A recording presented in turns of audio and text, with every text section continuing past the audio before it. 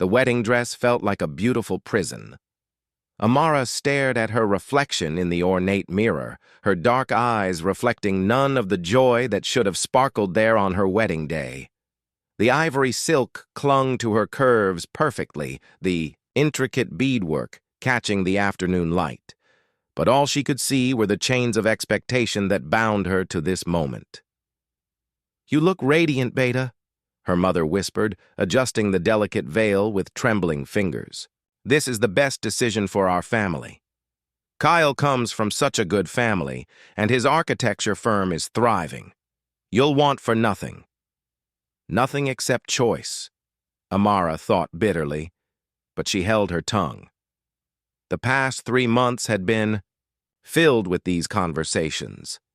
Her parents' gentle insistence wrapped around iron determination, the weight of their financial struggles pressing down on every discussion. Her father's medical bills, her younger brother's university fees, the mortgage payments that kept them awake at night. Marriage to Kale Sharma wasn't just about tradition, it was about survival. "I can't do this, Mama," Amara whispered, her voice barely audible above the sounds of preparation filtering through the walls. "I don't even know him." Her mother's reflection appeared behind hers in the mirror, eyes soft but resolute. "Love will come, Beta. Your father and I barely spoke before our wedding, and look at us now. 30 years of happiness."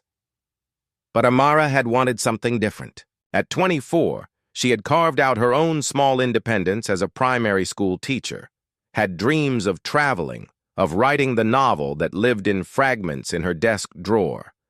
She had imagined falling in love gradually, naturally, with someone who made her laugh and understood her silences. The door opened and her cousin Priya peeked in. "It's time, Didi." The temple was a blur of marigolds and silk, incense and prayers.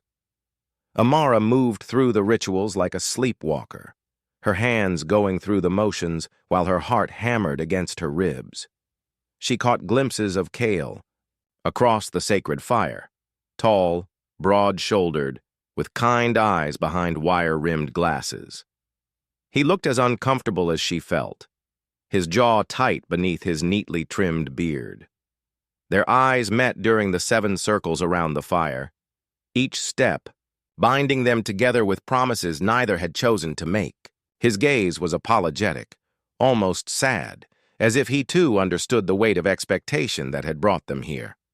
When the priest declared them married, when the guests showered them with flower petals and blessings, Amara felt something inside, her close off completely. This man might be her husband now, but he would never have her heart. That, at least, remained her own. The car ride to their new apartment was silent, except for the rustle of silk and the distant sounds of the city. Kale sat carefully on his side of the seat, his hands folded in his lap, making no attempt to touch her or make conversation. For this small mercy, Amara was grateful. "I've prepared the guest room for myself," he said quietly as they pulled into the apartment complex. "I understand this isn't what either of us wanted. I'll do my best to make it comfortable for you." Amara nodded, not trusting her voice. As they walked up the stairs to apartment 4B, their apartment now, she wondered how long a marriage could survive when both people were prisoners of other people's dreams. 3 weeks into their marriage, Amara had perfected the art of being alone while sharing a space. She woke at 6, showered quickly, and left for school before Kyle emerged from the guest room. By the time she returned in the evening, dinner would be waiting. Always something simple, always perfectly seasoned, always accompanied by a small note. "Hope your day went well. K." She ate in silence, washed her plate, and retreated to the master bedroom that felt more like a sanctuary than a shared space. Through the thin walls, she could hear him moving about. The soft sound of pages turning, classical music played at low volume, occasional phone calls to his family where his voice carried a warmth she had never heard directed at her. This was their routine, polite strangers performing the dance of cohabitation. You don't have to cook for me, she had told him on the fourth day, finding him at the stove, sleeves rolled up, stirring something that smelled like her grandmother's rajma, had looked up, startled, as if he hadn't heard her come in. I cook anyway. It's no trouble to make extra. I can take care of myself. I know you can. His voice had been soft, patient. But you shouldn't have to. Not after working all day. She had wanted to argue, to maintain the distance that felt safer than gratitude, but the exhaustion in her bones and the genuine kindness in his tone had stolen her words. So she had simply nodded and retreated, leaving him to his quiet ministrations. It was during the fourth week that Amara caught the flu. She had pushed through 2 days of fever and chills, determined not to show weakness, but on Thursday evening, her body finally surrendered. She barely made it to the couch before collapsing, her teacher's bag spilling papers across the floor. She must have dozed, because the next thing she remembered was the cool touch of a damp cloth against her forehead, and the gentle weight of a blanket being tucked around her shoulders. Your fever is quite high. Cale's voice came from somewhere above her. I've called your school to let them know you won't be in tomorrow. You can't? She started to protest, trying to sit up, already done. His hand, surprisingly gentle, pressed her back against the cushions. And before you argue, I've also made an appointment with Dr. Mehta for this afternoon. Amara wanted to fight him, to maintain the careful boundaries they had established, but the room spun when she moved too quickly. Why are you doing this? The question hung between them, loaded with all the confusion and resentment of the past month. Cale was quiet for a long moment, and when she managed to focus on his face, she saw something raw and honest there. Because you're my wife, he said simply. Not by choice, perhaps, but that doesn't make it less true. And because no one should have to suffer alone when there's someone who can help. I didn't ask for your help. No, he agreed, adjusting the cloth on her forehead with careful fingers. But I'm giving it anyway. She slept on and off throughout the day, dimly aware of him moving around the apartment, bringing her soup that tasted like comfort, checking her temperature, changing the cool cloths that soothed her burning skin. When she woke properly that evening, the fever had broken, and she found herself studying his face as he dozed in the chair beside the couch, medical reports spread across his lap. He had stayed. Despite her coldness, despite her clear rejection of any intimacy, he had stayed and cared for her with the tenderness of someone who genuinely cared about her well-being. For the first time since their wedding day, Amara felt a crack form in the wall she had built around her heart. It was small, barely noticeable, but it was there, a tiny fissure that let in just enough light to make her wonder if she had been wrong about everything. Thank you, she whispered into the gathering darkness. His eyes opened, meeting hers with surprise and something that might have been hope. You don't need to thank me, Amara. This is what people do for each other. But as she watched him fold the blanket and gather the medical reports, as she noticed the careful way he avoided crowding her space even in his concern, she realized that what Cale offered wasn't obligation or duty. It was something far more, dangerous to her carefully constructed defenses. It was genuine care, freely given, expecting nothing in return. And despite every instinct telling her to rebuild her walls higher and stronger, Amara found herself wondering what it might be like to let them crumble just a little. The morning ritual began to change in small, almost imperceptible ways. Amara still rose early, but now she lingered over her tea, listening to the soft sounds of Cale preparing for his day. Sometimes she caught glimpses of him through the kitchen.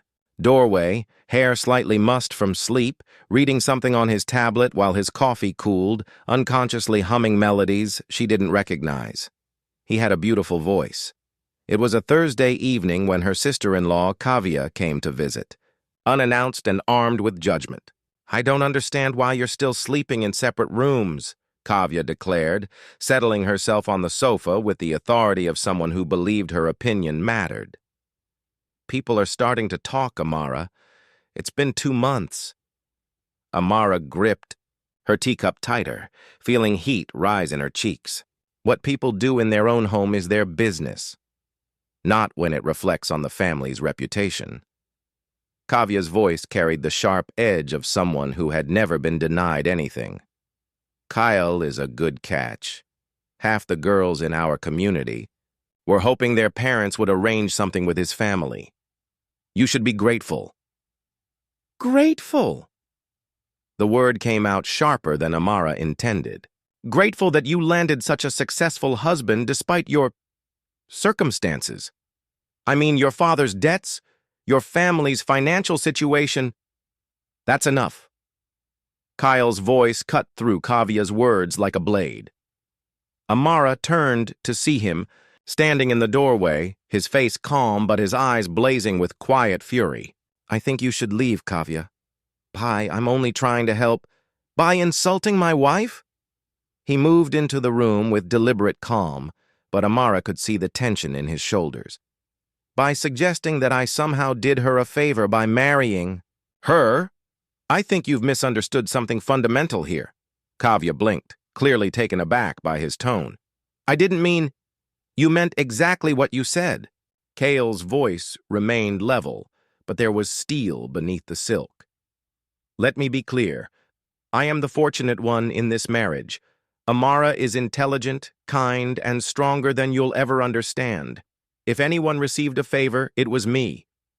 The silence that followed was deafening. Kavya gathered her purse with wounded dignity and left with minimal goodbyes. Amara remained frozen in her chair, staring at the man who had just defended her honor without hesitation, without being asked. You didn't have to do that, she said, quietly once they were alone. Kale sat down across from her, running his hands through his hair. Yes, I did.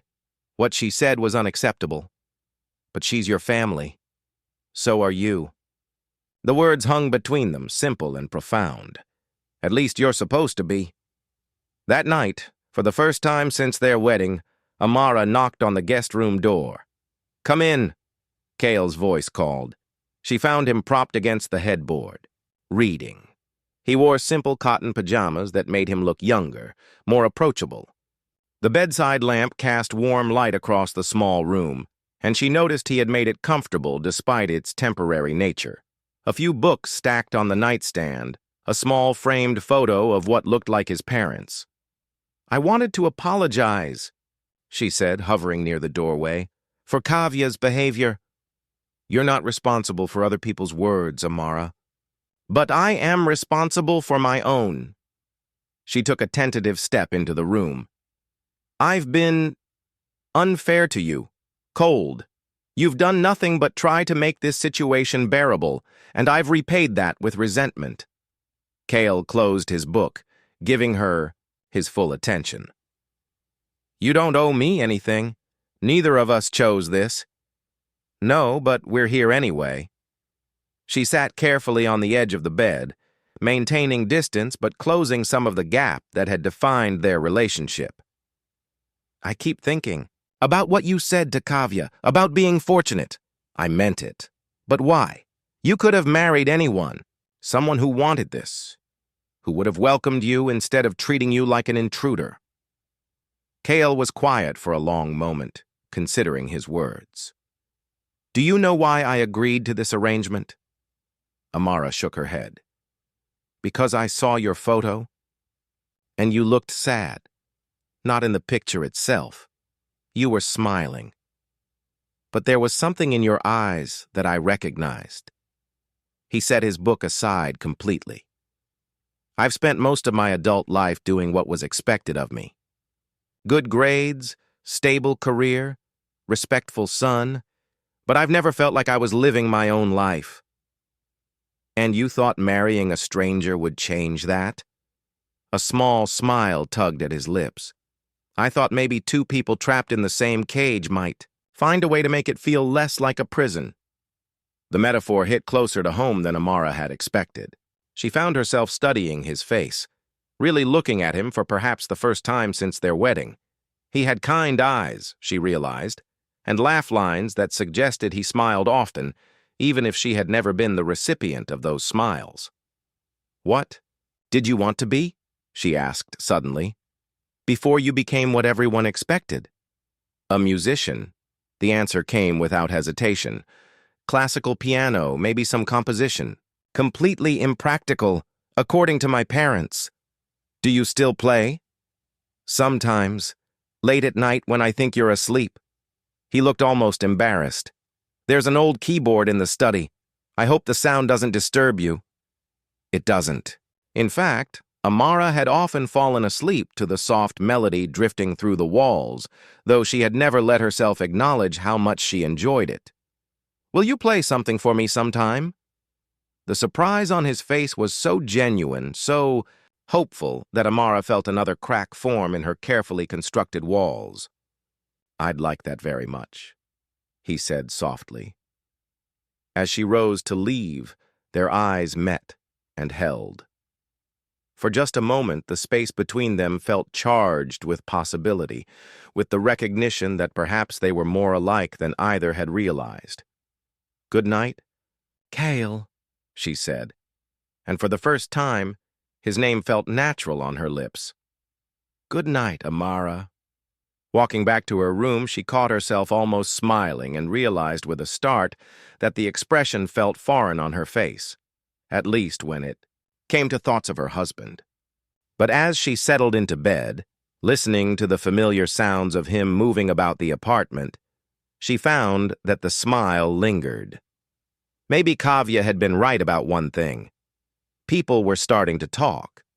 But as Amara drifted off to sleep, she realized she was beginning not to care what anyone thought about her marriage except the two people actually living it. The morning Amara woke to silence, she knew immediately that something was wrong. For 6 weeks now, she had grown accustomed to the gentle sounds of Cale's morning routine, the soft whistle of the kettle, his quiet humming, the rustle of newspaper pages. But today the apartment felt hollow, almost echoing with absence. She found the note on the kitchen counter. "Emergency at the Jaipur site. Had to leave early. Back tomorrow evening. K." It was ridiculous how much the empty apartment unsettled her. She had lived alone for years before their marriage, had cherished her solitude. But somewhere in the past month she had grown used to his presence. Not intrusive, never demanding, but steady and reassuring like a heartbeat she hadn't realized she'd been listening to. The call came that afternoon while she was grading papers, trying to ignore how quiet the house felt. "Mrs. Sharma? This is Dr. Patel from Jaipur General Hospital." The words that followed seemed to come from underwater. Construction accident, falling scaffolding, head injury, stable but unconscious.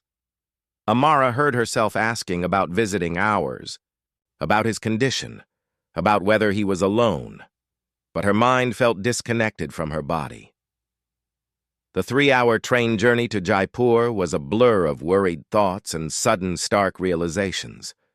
When had she started looking forward to his quiet good morning over breakfast? When had she begun listening for his key in the lock each evening? When had his absence begun to feel like a physical ache in her chest? She found him in the ICU, looking smaller than she had ever seen him, his head wrapped in white bandages, machines beeping steadily around him. His parents were there, his mother red-eyed with crying, his father pacing with barely contained anxiety. "Amara Beta," his mother, Sunita Auntie, reached for her with trembling hands. "Thank God you're here. The doctors say he should wake up soon, but—" Amara took the chair beside his bed, her hand hovering over his before finally settling gently on his forearm. His skin was warm, alive, and she felt something loosen in her chest that she hadn't realized was wound tight with fear. "Has he been alone?" she asked quietly. "We've been taking turns, but we had to go handle the insurance paperwork." Sunita's voice broke. He looks so peaceful, doesn't he? Like he's just sleeping. That night, Amara refused to leave the hospital. She curled up in the uncomfortable chair beside his bed, listening to the steady rhythm of machines that assured her he was still there, still breathing, still part of her world in ways she was only beginning to understand. It was near dawn when she felt his hand twitch under hers. "Kyle?" She leaned forward, her voice barely a whisper. "Can you hear me?" His eyes fluttered open, unfocused at first, then gradually finding her face. "Amara?" His voice was hoarse, confused. "What? Where am I?" "Hospital. You had an accident." Her free hand moved instinctively to his cheek, checking for fever, for any sign of distress. "How do you feel?" "Like I've been hit by a truck." He tried to sit up and winced. "You came all the way to Jaipur?" The question caught her off guard, not because he asked it, but because of the answer that rose unbidden from somewhere deep in her chest. "Of course I came. You're my husband." The words hung between them, loaded with meaning neither had expected. This time, when she said it, it didn't feel like an obligation or a legal technicality. It felt like a choice. Something shifted in his expression, a warmth that had nothing to do with fever. "Amara, don't." She pressed her fingers gently against his lips, suddenly afraid of what he might say, of what she might have to acknowledge about the way her heart was racing. "Just rest. We can talk when you're better." But over the next 2 days, as she helped him sip water and read to him when the silence grew too heavy, as she watched him joke with the nurses despite his pain and worry about the project delays despite his injuries, Amara found herself seeing him with new eyes. This was a man who cared deeply about others, who took responsibility seriously, who faced adversity with quiet strength and gentle humor. This was a man who had spent months trying to make her comfortable in a situation neither of them had wanted, asking for nothing in return but basic courtesy. This was a man who, somewhere along the way, had become precious to her. On the train ride back to Delhi, Cale dozed against her shoulder, the motion of the train and his pain medication making him drowsy. Amara found herself studying his profile, the strong line of his jaw, the way his hair fell across his forehead. Without thinking, she reached up to smooth it back, and he stirred slightly, unconsciously leaning into her touch. The gesture was so trusting, so natural, that Amara felt the last of her walls crumble.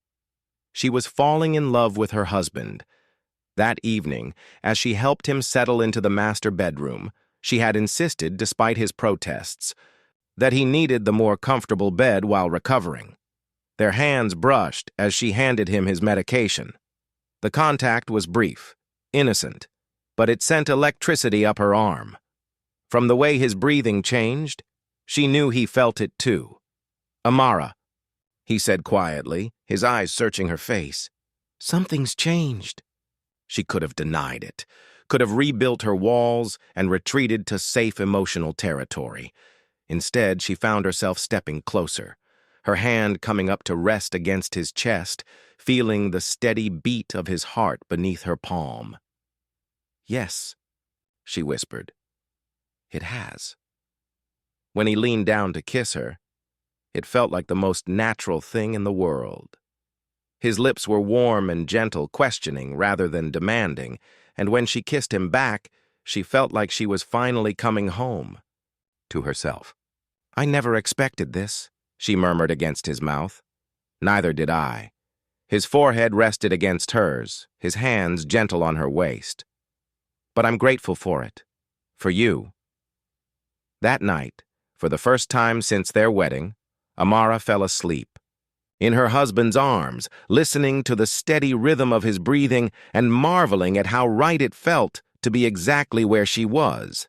The morning sunlight filtered through the curtains, painting golden patterns across Amara's skin as she woke in Cale's arms. 3 weeks had passed since his accident, and each day had brought them closer together, building intimacy through shared meals, quiet conversations, and the thousand small, tender moments that made up a life lived together rather than in parallel. She traced lazy patterns on his chest, feeling the steady rise and fall of his breathing, marveling at how natural this felt. How right it was to wake up beside the man she had once seen as a stranger imposed upon her life. "Good morning, beautiful." Cale's voice was rough with sleep as his arms tightened around her. "Good morning yourself." She lifted her head to meet his gaze, seeing the warmth there that never failed to make her heart flutter. "How's your head today?" "Perfect, thanks to my excellent nurse." His fingers tangled in her hair, drawing her down for a soft morning kiss that tasted of possibility and growing love. It had been like this for weeks now. Gentle touches that lingered, conversations that stretched late into the night, the gradual dissolution of all the barriers they had built between themselves. But there was still something unspoken between them, a final acknowledgement waiting to be voiced. "Cale," she began, then paused, suddenly shy despite the intimacy they had been building. "Can I tell you something?" "Always." "I've been thinking about that first night when you said this wasn't what either of us wanted." She shifted so she could see his face clearly. "I don't think that's true anymore." His hand stilled in her hair. "What do you mean?" "I mean, I want this. I want you."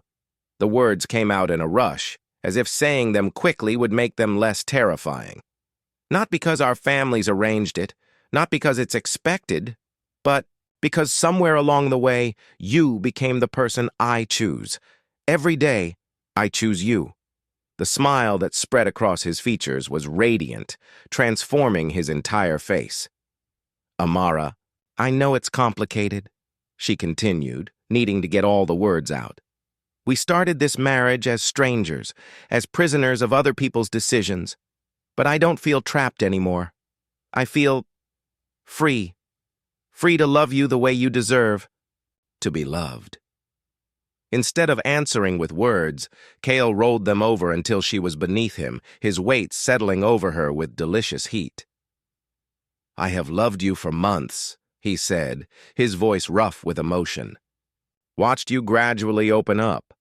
Watched you become more yourself every day, and fallen deeper in love with every small smile, every moment you let me see the real you. Even when I was horrible to you? Even then. Especially then. Because I understood why you were protecting yourself." His thumb traced the line of her cheekbone. "You have the most beautiful heart, Amara. It was worth waiting for you to trust me with it." When he kissed her this time, it was different from all the gentle, exploratory kisses they had shared before. This kiss was claiming, passionate, full of months of restrained desire and newly acknowledged love. Amara melted into it, her hands fisting in his hair, pulling him closer. "I want you," she whispered against his lips. And the words held layers of meaning, emotional, physical, spiritual, all of you, forever. "Are you sure?" His voice was strained with want, but his eyes searched hers carefully. "We don't have to rush. We've been married for 6 months, she laughed, the sound breathless and full of wonder. "I think we've moved slowly enough." What followed was a slow, sweet exploration of each other. Hands mapping new territory, mouths learning the taste of surrendered defenses, bodies joining with the tenderness of two people who had earned the right to this intimacy through patience and growing trust. Later, as they lay entwined in the afternoon sunlight, Kyle played with her hair while Amara traced patterns on his skin. "Do you ever wonder what would have happened if we had met differently?" she asked. "If we had chosen each other from the beginning?" "Sometimes," he admitted. "But then I think about how we learned to choose each other despite everything. There's something powerful about that, about love that grows in unlikely soil. My grandmother used to say that the best mangoes grow on trees that have weathered storms." Amara smiled at the memory. I never understood what she meant until now. So we're mangoes. Kale's eyes crinkled with amusement. We're the storm and the fruit both. She lifted herself up to look at him seriously. We weathered each other, and now we get to enjoy what grew from it. That evening, they cooked dinner together for the first time. Not Kyle preparing a meal while Amara retreated to her space, but truly together, bumping hips at the counter, stealing kisses while the rice cooked, laughing as they negotiated who controlled which burner. I have something for you, Kale said as they cleaned up, suddenly shy. From a drawer, he pulled out a small, wrapped package. Inside was a delicate gold chain holding a simple pendant, 2 intertwined musical notes. I had it made last month, he explained as he fastened it around her neck, his fingers gentle against her nape. I know we didn't get to choose how we started, but I wanted you to have something that represents what we've chosen to become. Amara touched the pendant, feeling tears prick her eyes. It's perfect. Like you, he murmured, pressing a kiss to the side of her neck.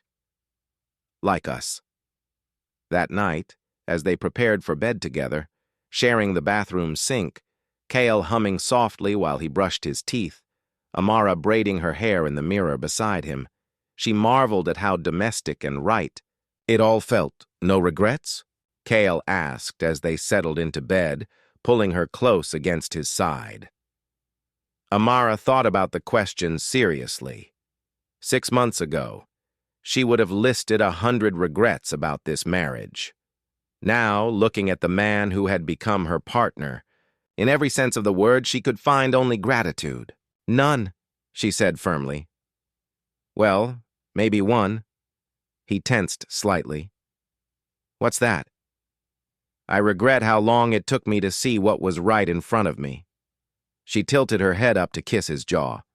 I regret wasting months when we could have been building this together. We weren't wasting time, Kale said softly. We were learning to trust each other, learning to choose love over fear. That's not something you can rush. As they settled into sleep, Amara reflected on the strange journey that had brought them here. She had been forced into Kale's arms against her will, but her heart had betrayed her in the most beautiful way possible. It had taught her that sometimes the best things in life come disguised as obstacles, and that love has a way of blooming, even in the most unlikely circumstances. I love you, she whispered into the darkness. I love you too, came his sleepy reply. More than I ever thought possible. And as she drifted off to sleep in the arms of the man who had started as a stranger and become her choice, her partner, her love, Amara knew that some stories don't begin with once upon a time or happily ever after. Some stories begin with this wasn't what I wanted and end with but it was exactly what I needed. Their love hadn't been chosen in the beginning, but it was true nonetheless, perhaps more. True because of everything they had overcome to find it.